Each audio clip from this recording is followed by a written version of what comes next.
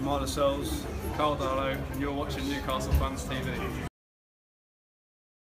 Hi everyone, how you doing? It's Ari. Right, so we're going to be looking back at the goal which were conceded against Manchester City, and we'll also talk about Christmas nightmares. I want something different towards the end of the video, just because, you know, we take football sometimes a little bit too serious, and we just wanted to have a little bit of fun towards the end.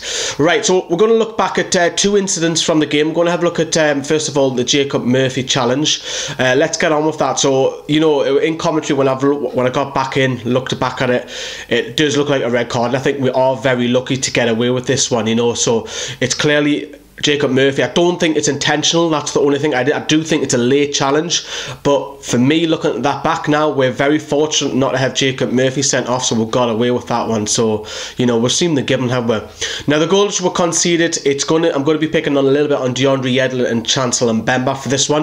Let's have a look at this. So this is where Sterling has the ball on the left flank, and what he does, he then passes to De Bruyne, but Sterling is so clever because he knows if you give the ball to Kevin De Bruyne and he gives him space for a pass, he can pick someone out. So as De Bruyne has the ball, Sterling is already moving, he's already running, but DeAndre Yedlin just lets him go past, and Chancellor Mbemba, who really should be talking to Yedlin, both of them just let him run past, and then he goes and scores the near post. Now you could ask yourself the question, yes, Rob Elliott had a great game, but should Rob Elliott be getting beat at his near post? We've seen it earlier on in the season, beating it at his near post. I think it was Watford, one of the Watford goals. That shouldn't be happening again, not at his near post. But we are picking false, but you know, we are against top quality opposition. If you just slack off once, you know, we've seen it when Aguero hit the post, you know, when Dummett let him go, and we're a bit fortunate to get away with that one. So if you let world class players go free, they'll score. Simple as that. And Sterling, it's mad saying Raheem Sterling's up there at top of the Premier League goal scoring chart with Harry Kane. That's mad, isn't it? But you know, so right, I want to know, we're just coming off that, a little bit of fun, you know. What's your memories of Newcastle over Christmas? What haunted you during the past? Now, I popped on BT Sport to give my views, and this is what I said. I want to know what you said in your comments box down there below. See you later.